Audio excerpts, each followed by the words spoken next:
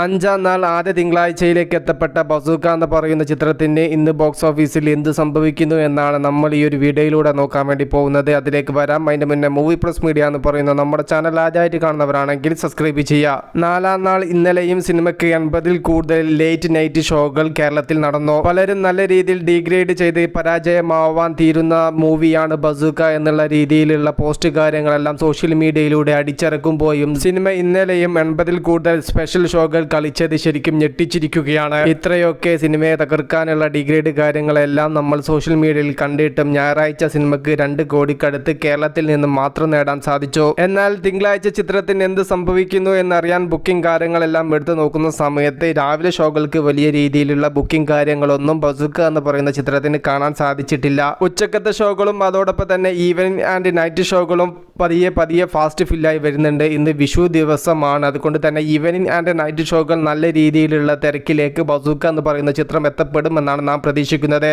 പകൽ ഷോകൾ കാര്യമായിട്ടുള്ള വലിയ തിരക്കൊന്നുമില്ലാതെ ഒരു 50% ഒക്യുപ്പൻസിയിലായിരിക്കും കേരളത്തിൽ ചിത്രം ഈ ഒരു വിഷു ദിനത്തിൽ കടന്നു പോവുക എന്നാണ് നാം മനസ്സിലാക്കുന്നത്. എങ്ങനെയെങ്കിലും സിനിമ വലിയ ദുരന്ത പരാജയത്തിലേക്ക് എത്തിക്കുക എന്നുള്ളതാണല്ലോ ചിലരുടെയൊക്കെ ഉദ്ദേശം. സിനിമ അത്യാവശ്യം വേൾഡ് വൈഡിൽ നിന്നും ഒരു സ്റ്റാൻഡേർഡ് കളക്ഷൻ നേടിയിട്ട് മാത്രമേ കളം വിടൂ എന്നാണ് സിനിമയുടെ 4 ദിവസത്തെ കളക്ഷൻ നോക്കുന്ന സമയത്ത് നമുക്ക് മനസ്സിലാവുന്നത്. കാത്തിരിക്കാൻ സിനിമയുടെ കൂടുതൽ അപ്ഡേറ്റുകൾക്ക് വേണ്ടിയിട്ട് മൂവി പ്ലസ് മീഡിയ. ഞാൻ ജിനു ജിനാസ്. Okay, by.